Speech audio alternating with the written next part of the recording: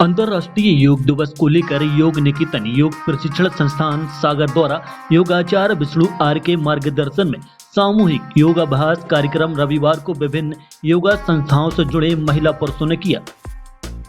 पद्मकर सभागार परिसर मोतीनगर में आयोजित योगाभ्यास में सागर को योगी नगरी बनाने और घर घर योग विज्ञान पहुंचाने का संकल्प विधायक शैलेंद्र जैन ने दिलाया। इस मौके पर विधायक शैलेंद्र जैन ने कहा, प्रधानमंत्री नरेंद्र मोदी ने योग दिवस की शुरुआत की है।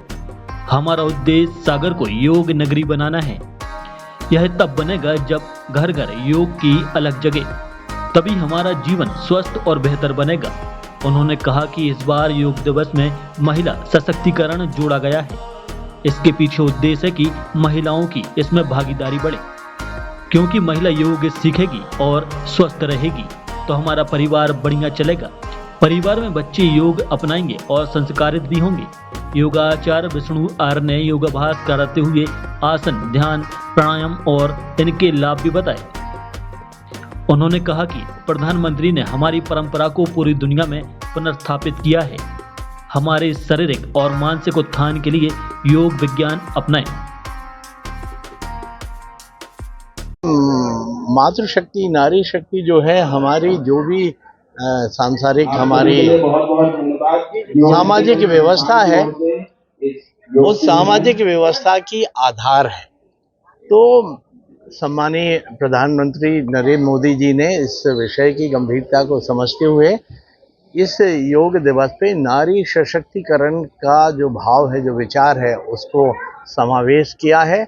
क्योंकि नारी अगर जागृत अवस्था में आ गई, नारी ने अगर योग को अंगीकार कर लिया, तो आप समझ लीजिए कि पूरे परिवार जो है वो योगमय हो जाएगा और परिवारों से ही समाज है और समाज से पूरा देश है। तो मैं समझता हूँ कि इस देश में अगर हम विश्व गुरु बनाने का हमारा सपना है, हमारा संकल्प है, तो विश्व गुरु सिर्फ तकनीक से, विश्व गुरु सिर्फ भौतिक संपदाओं से नहीं हो सकता।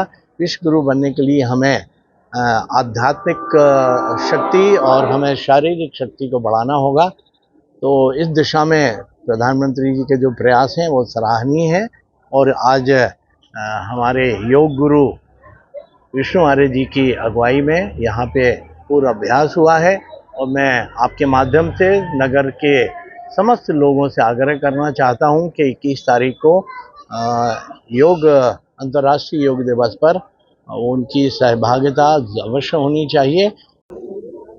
वास्तविकता ये है कि योग एक जीवन में अनिवार्य आवश्यकता है। एक समय था जब योग की ज़रूरत कम थी, घर घर लोग योग और हवन करते थे। आज आवश्यकता ज़्यादा है, ज़्यादा अनियमितताएँ हैं, बीमारियां बढ़ी हैं, खान पान बिगड़ा हुआ है और अनेक प्रकार की मानसिक तनाव से लोग परेशान हैं। इस कारण से योग की आवश्यकता पहले से ज़्यादा अब है। और योग करेंगे तो इसमें 4 बातें बहुत महत्वपूर्ण हैं।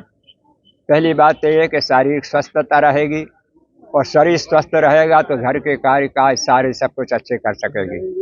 दुकानदारी हो, सर्विस हो, व्यापार हो, कुछ भी हो, शरीर में क्षमता है, मन में एकाग्रता है, बुद्धि तीव्र है, ये सभी काम करेंगे।